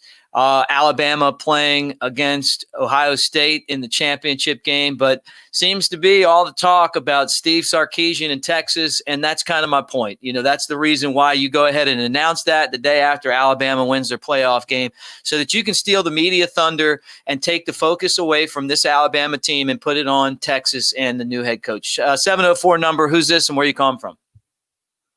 Demetrius from North Carolina. What's up, man? Hey, I can't. Just trying to keep my head above water. But yeah, I don't know what to say. So many excellent people that called in tonight and gave their opinion. But I'm right along with the majority. It's kind of disappointing and upsetting time and time again. As far as the timing, I'm not too much worried about the coaching. Whoever Coach Saban gonna get, because every time this done happen, he always have upgraded, but I just don't, coaching continuity goes a long way. It done built, I believe, at least two championships we done lost because of that. Of course, Lane Kiffin, then, other years we just couldn't, that coaching continuity goes a long way. You got to have it. And, it's just disappointing to me, I understand some business, but no loyalty, Coach Saban done helped out a bunch of these guys come out the cellar of their careers. They wasn't gonna go nowhere. Yeah. Wasn't nobody gonna touch them. Yeah. And this is what I get. Right. What are we running here? What's going on here? We just come here for a rehab. We should get half our money back for rehab pay. Yeah, right. Look, you're exactly right. You're exactly right. Let me interject here. So you get fired because you got an alcohol issue. My father was an alcoholic. He got fired from a lot of jobs. I respect that. I know it's a struggle for people that have an alcohol issue, and I'm not making fun of that or making light of that. Like I know that, and I hope that Sark has beaten that. But it's really tough when you have an alcohol problem and it has cost you a job to get back on your feet. And Nick Saban gave him that opportunity. It led him to the NFL. It led him back to Tuscaloosa. He got paid. And he's done a great job. This is the first bone to pick that I've had. And it's just exactly what we're talking about tonight. And honestly, we're not going to really know until we see the championship game how focused this team is going to be on winning a football game, how the offense is going to look, because honestly, I would have graded the offense for the first time all year against Notre Dame, maybe a C-. They won, they did enough, but the way that football is today, and the way that this team has scored 35 plus points for years, really since that national championship game loss to Clemson, they've scored 35 or more until that Notre Dame game. It's not that they didn't score points; they just looked flat. They looked uninventive. And, and now all of a sudden, you're going into the week before the national championship game. And I respect him for not going to Auburn. I'm glad that he got the job at Texas. I think it's a great job. I think he earned it. I just don't like the timing.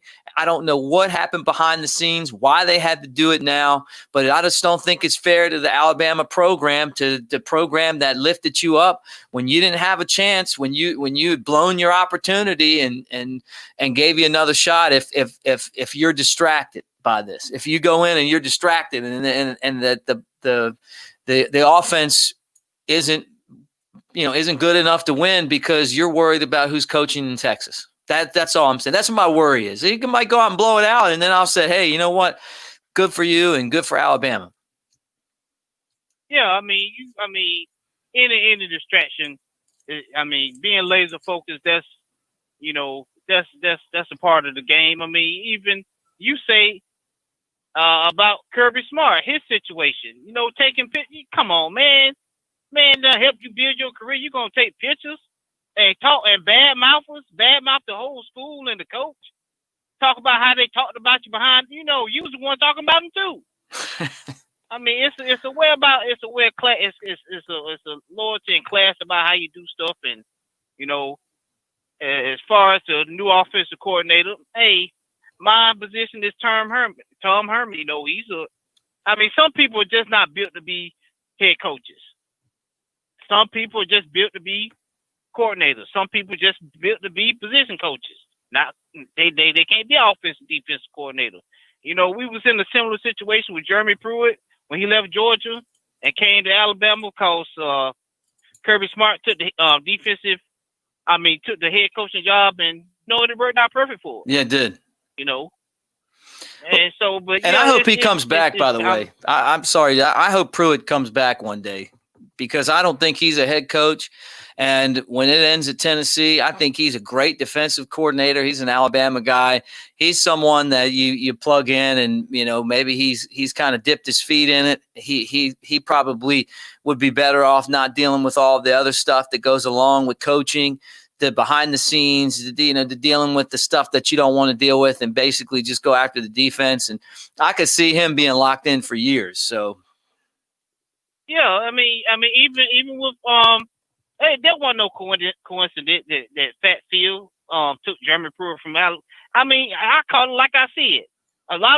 Some of these schools are taking these coaches from Alabama. It's to try to slow down the program. I have no doubt about it. It's about money. Yeah. We want that money. In my opinion, we want that money to come to us. We've been irrelevant since Vince Young. So, hey, we want to make some noise. We Texas, even though you still mediocre at best. I mean, if Steve Sarkisian don't work there, this will set back your program 10 to 15, 20 years. Right. And, and as far as the national championship game coming up, it's going to be a good game. I still think we'll win by a couple scores. But, hey, like the previous caller said, I've been thinking about it for a while myself for having Harris and Jalen Moody. I don't know. I mean, I've given Dylan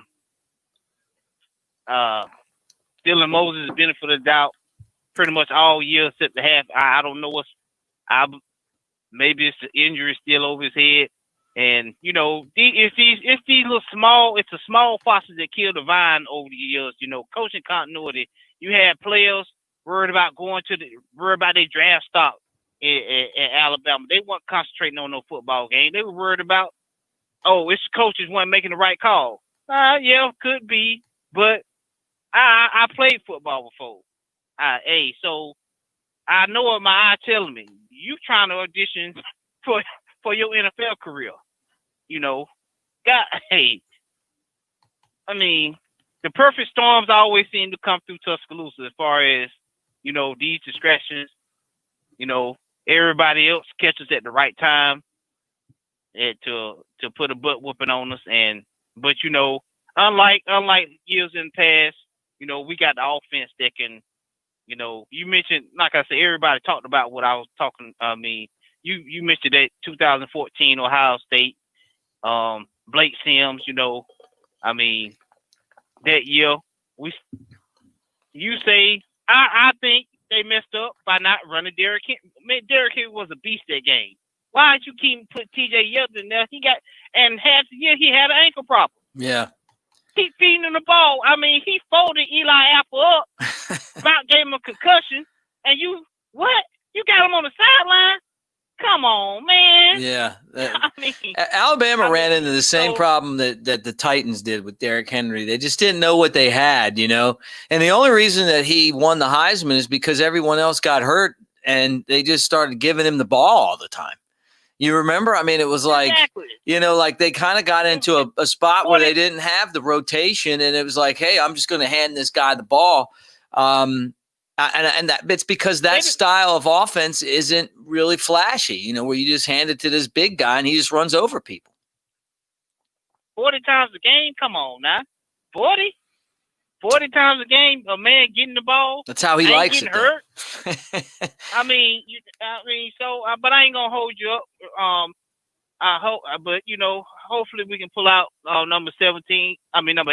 I'm confident because I done put I don't gamble no more, but I done put my butt out there as far as running my mouth to. I drive a truck all over the country to some of these Ohio State boys, and I don't want to get let down. But it's just a game to me. I don't take it serious like some people do. I mean, but you wrote a big Alabama check for everybody.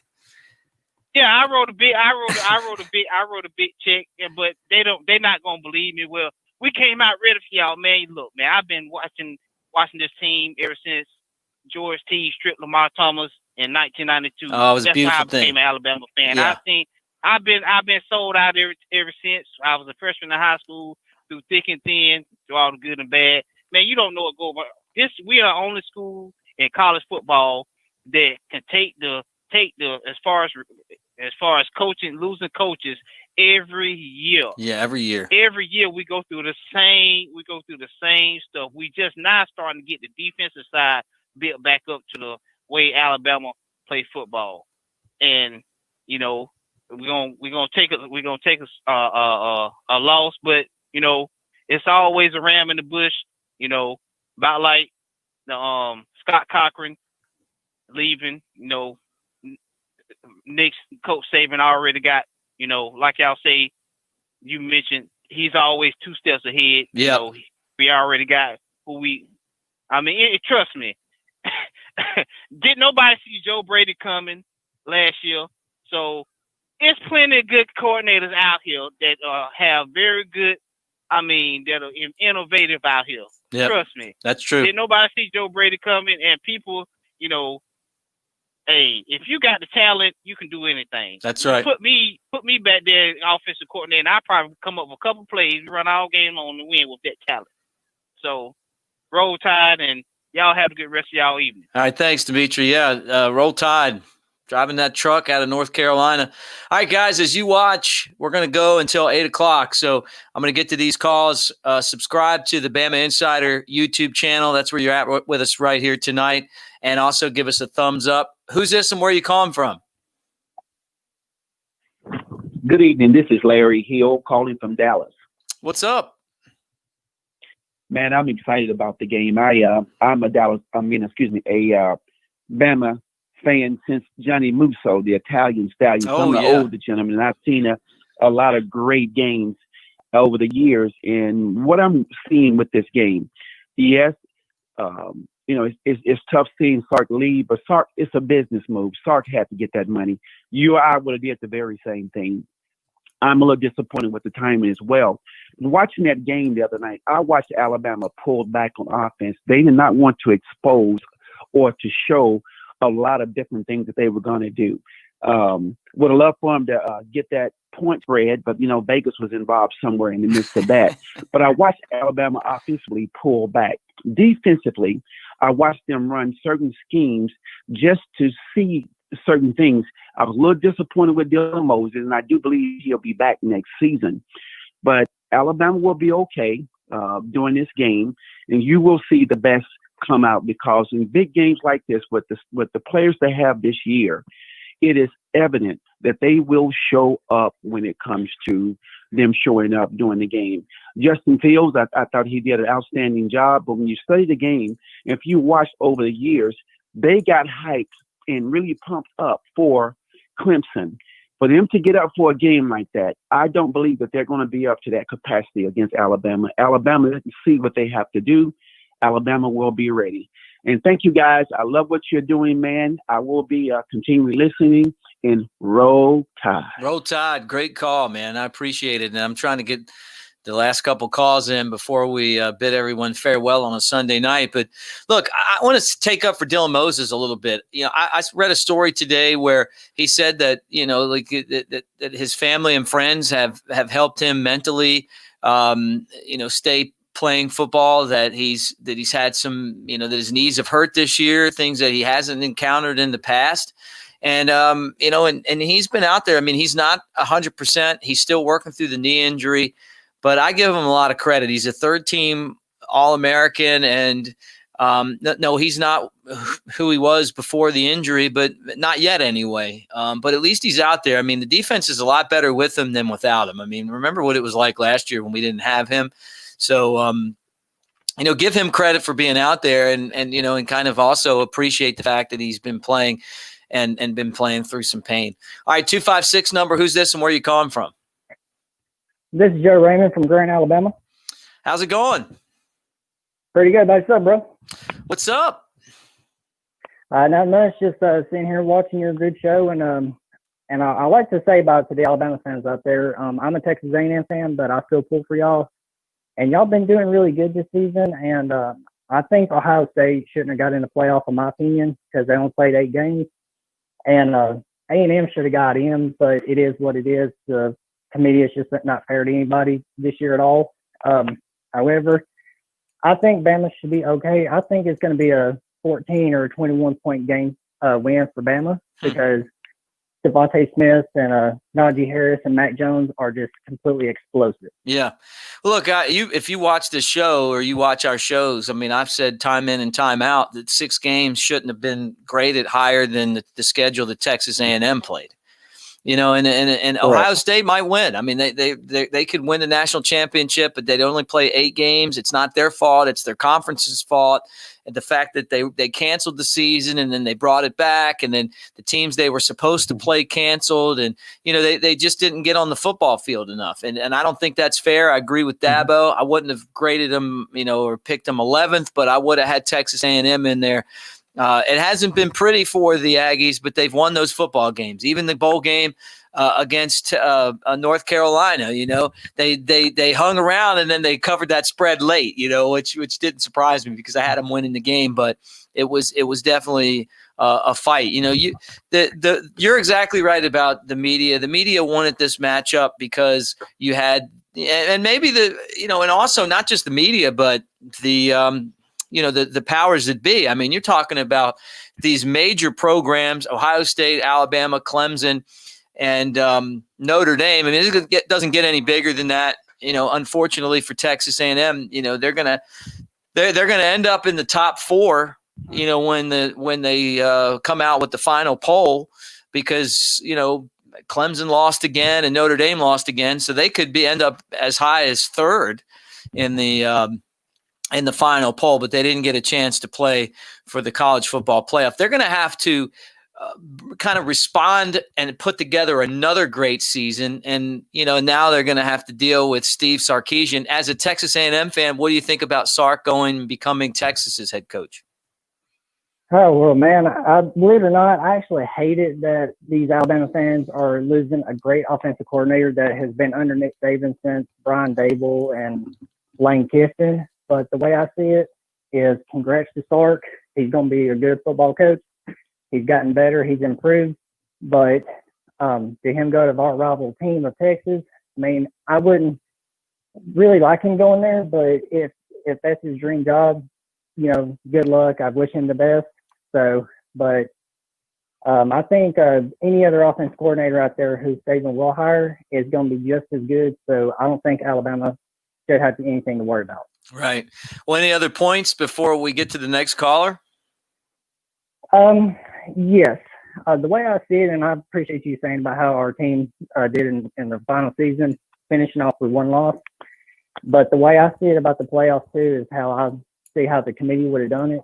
And I say with the truth, if Alabama would have lost against Florida in the SEC championship, then they would have got knocked out of the playoffs just as fast. So for Notre Dame to get destroyed, I mean, they go to the number 4 spot.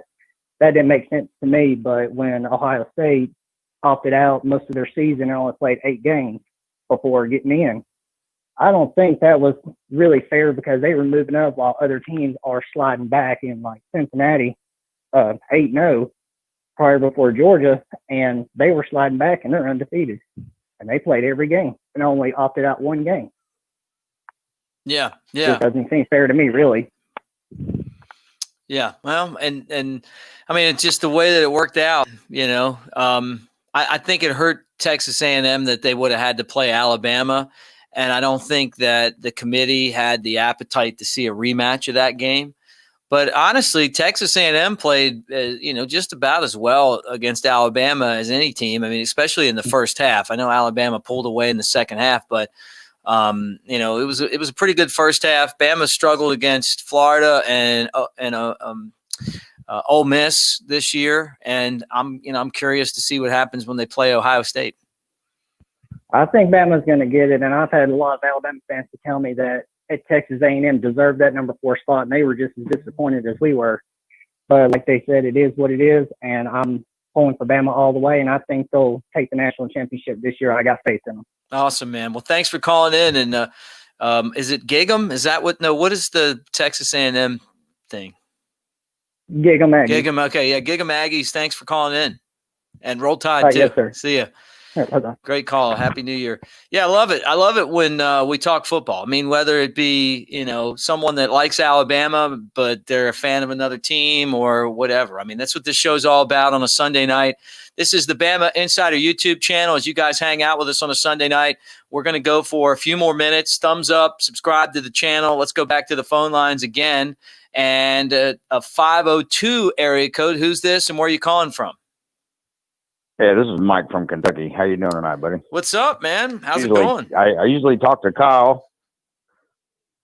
We're at in Kentucky. Are you there? Yeah, can you hear me? We're at in Kentucky. Yeah, Carrollton, Kentucky. Oh, cool. It's up in northern Kentucky. Yeah. About halfway between, about dead center between Louisville and Cincinnati. Oh, nice. I'm a big bourbon fan, and I've got some buddies that work with Kentucky in Lexington. One works for Darren Hedrick. He works for Kentucky for the broadcast there, and then my buddy Charlie Walter. So, yeah, I'm a Kentucky guy. Now, normally you guys are into basketball, but I mean, are you an Alabama fan living in Kentucky?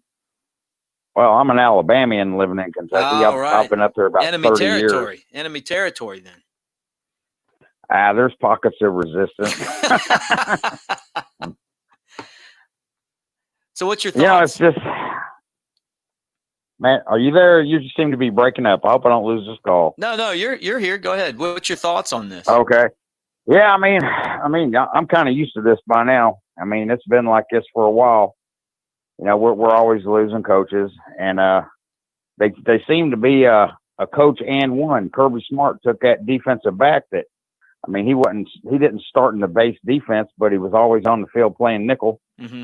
And then Pruitt took a 5-star linebacker with him. God, wouldn't surprise me if Sarkeesian doesn't try and take Bryce Young with him to Texas. I mean, that seems to be the way it is. We lose a coach and one.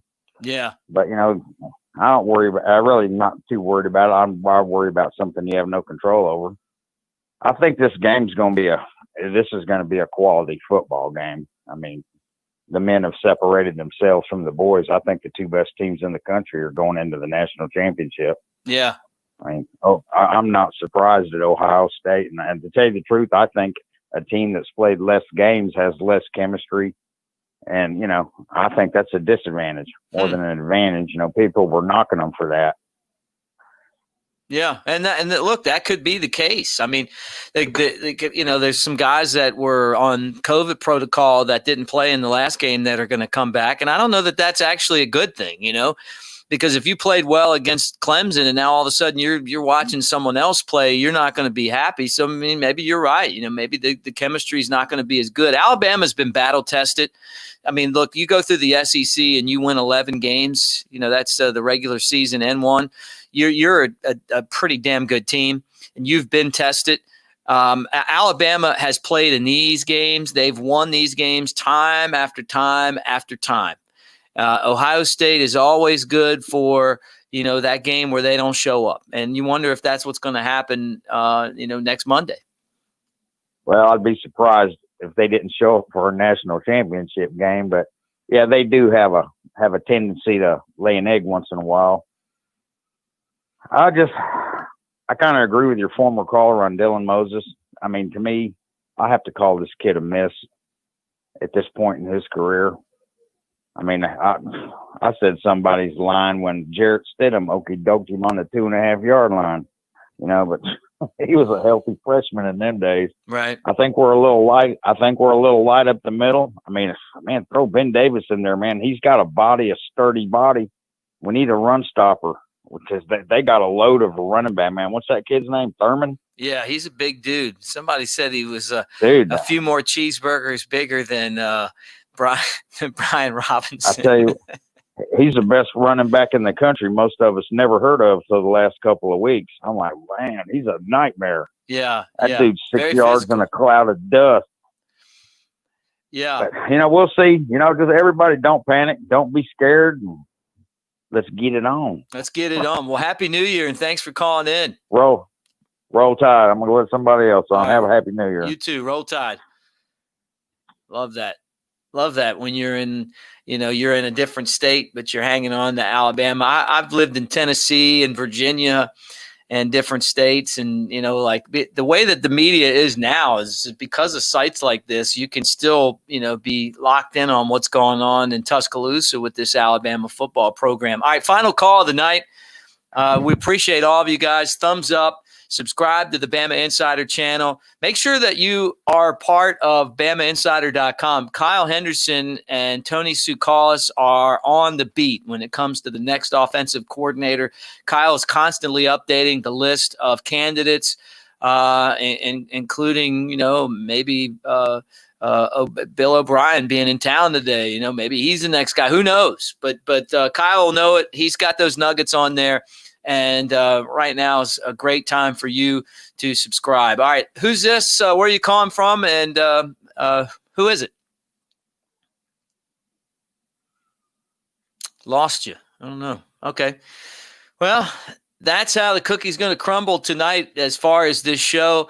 I want to remind all of you guys that tomorrow night at 6 o'clock, we're going to have Monday Night Quarterback. We'll get you the latest information on who is going to be Alabama's new offensive coordinator, any information on this national championship game. And then I believe it's Tuesday that we have the Heisman Trophy ceremony. We'll know who's getting that, and it might be tomorrow. Anyway, we'll have that too. We'll be on live with you to talk about that. Monday Morning Quarterback is a column that you can read on BamaInsider.com, written by Tony Tsoukalas. We'll have, coverage of Alabama football all week long, but I appreciate all of you guys for hanging out with us tonight. Can't thank you enough for being here. Alabama and Ohio State playing for the national championship. 2 Bama players possibly could win the Heisman. Steve Sarkisian leaving for Texas, but he'll stay around and coach one more time for the Crimson Tide and try to lock down the 18th national championship. Calls tonight. Give you guys, all of you that called in, a pat on the back. Really great show with all the calls. You guys killed it. And that does it. All right. Roll Tide, everybody. I'm Mick Gillespie. Thanks for watching.